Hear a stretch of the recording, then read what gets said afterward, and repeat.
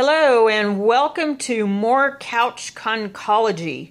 Today we are going to look at a collection that had previously belonged to two Kansas residents. This collection was sold at an estate auction in August 1990. The estate was from Dr. F.M. Stipe and Mrs. Nellie S. Stipe of Newton, Kansas. F.M. or Francis Marion Stipe was from Elbing, Kansas, born in 1880. He graduated from Grand Rapids, Michigan Veterinary College in 1908. Later that year, he married Effie. She passed away in 1943. He had this veterinary hospital in Peabody, Kansas. This picture is from around 1910 to 1912 of his veterinary hospital.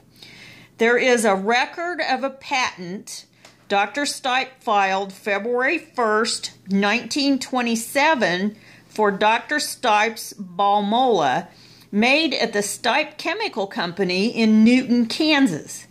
He was still a graduate veterinarian in good standing in the state of Kansas as of December 1st, 1941.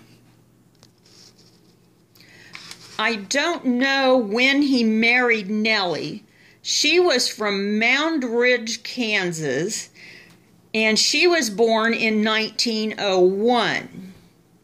I also don't know when the shell collection was assembled, other than it was likely prior to 1960. Dr. Stipe passed away in 1967 at the age of 86. The collection was still in Nellie's possession until she passed away in February 1990. The auction advertisement appeared in a local newspaper. It also included a large collection of horns and antlers that Dr. Stipe had acquired. There is also no information about how they acquired their collections. A few of the shells have locality data with them with handwritten labels. They were displayed in the home. The display cases were also sold at the auction, so we know that much anyway.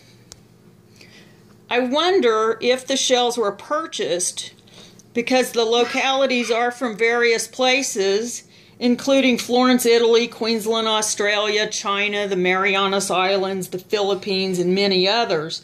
I was thinking that if they had traveled and collected the shells themselves, I would have expected that there would be numerous species from the same location, but this is really not the case.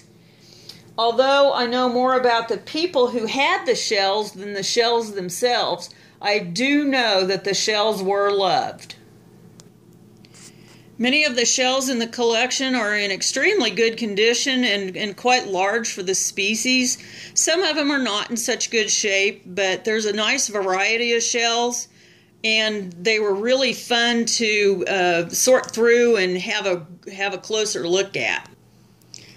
Some of the shells I do know that were likely bought at souvenir shops or tourist shops. That Strombus costatus there in the middle has written on it that it was a souvenir of Boulder, Colorado. I'm sure some of the others are souvenirs from trips or something like that.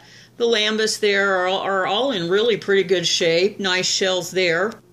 Many of the cowries, too, are in really nice shape. Some nice varieties there. Some big ones for the species, too. The Cypria spadicea there is huge. Something I noticed that was really kind of interesting is that you know a shell is stored well when it has this tooth still intact and not damaged after all those years of storage. Someone was careful and knew what they were doing. Nice shells. Really happy with them, and they've been fun to have.